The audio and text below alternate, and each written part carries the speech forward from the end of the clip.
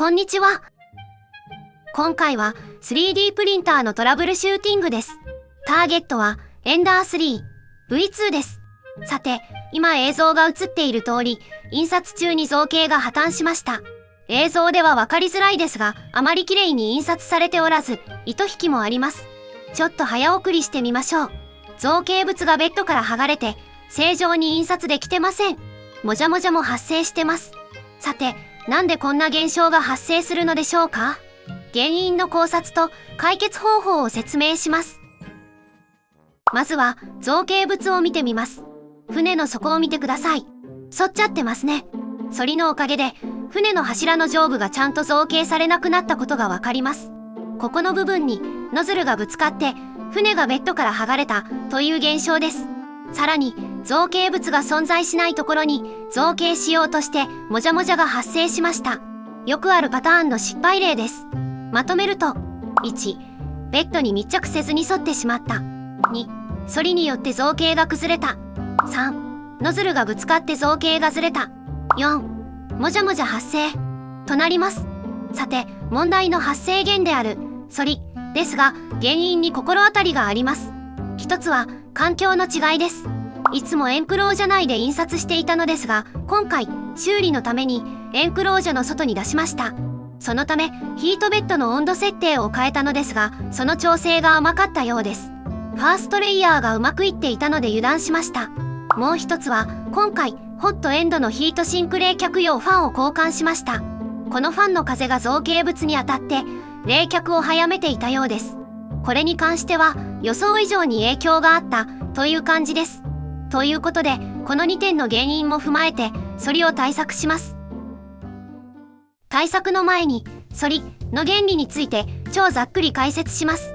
さて、ウプ主の適当な図で申し訳ありませんが、まずは反りの基本です。黄色いところがビルドプレートを側面から見た図だと思ってください。第1層目を造形するとき、最初は熱せられて溶けたフィラメントをノズルとビルドプレートで圧着します。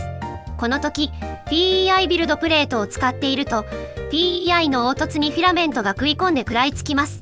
これをメカニカルインターロッキングとか呼ばれますが、日本語ではアンカー効果と呼んだりします。ビルドプレートは加熱されていますので、ゆっくりと冷えて固まります。層を重ねていくと一時的に下の層に熱が伝わりますが、基本冷えて固まります。冷えて固まると収縮しようとします。下の層はビルドプレートからの熱でゆっくり固まっているのでほとんど縮みません。ところが上の層は冷えが早いので縮もうとする力が強いです。この時上の層が縮もうとする力に対して下の層が固まって縮まないことで引っ張り合いになります。この力によってビルドプレートにくっついていられなくなって造形物の端の方から剥がれていきます。この状態で次の層を造形しようとするとノズルが衝突します。反りのプロセスを超簡単に説明するとこんな感じです。では反りの対策についてざっくり解説します。一つ一つ解説してたらかなりの長尺動画になってしまったのでバッサリカットして表にまとめました。大まかに対策は2つです。1つ目はビルドプレートの密着性を高めること。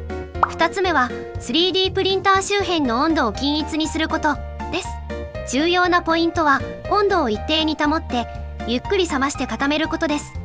例えば窓からの隙間風とか冷却ファンの影響で急激な温度変化が起きると一気に冷めて縮もうとします。冷えると縮まるという性質さえ理解していれば対策の方針が見えてくるのではないでしょうか。接着スプレーや糊でも反ってしまう場合は温度の調整をいろいろ試してみてください。もう一点、ビルドプレートの洗浄について説明しておきます。ビルドプレートの手入れは非常に重要です。汚れで失敗するケースがかなりあります。IPA を布などに浸して拭いてください。表の内容はご参考までにご参照ください。さて、テスト的に冷却ファンのファン速度だけ 50% にして印刷してみました。ファン速度の変更だけでどれくらい改善されるでしょうか。これは糸引きはありますが反りは治ってますね。こんな感じで冷却を抑えてゆっくり冷ますことで反りが解決します。糸引きは糸引きで別途対策を行います。はい、とりあえず反りは治りました。今回は冷却ファンの風量を減らしただけですが、それだけでフィラメントの縮みがゆっくりになることが分かったと思います。反りの問題について理屈や対策方法は分かりましたでしょうか？理屈が分かれば今回の目的は達成です。まだ糸引きの問題がありますが、また今度。それではご視聴ありがとうございました。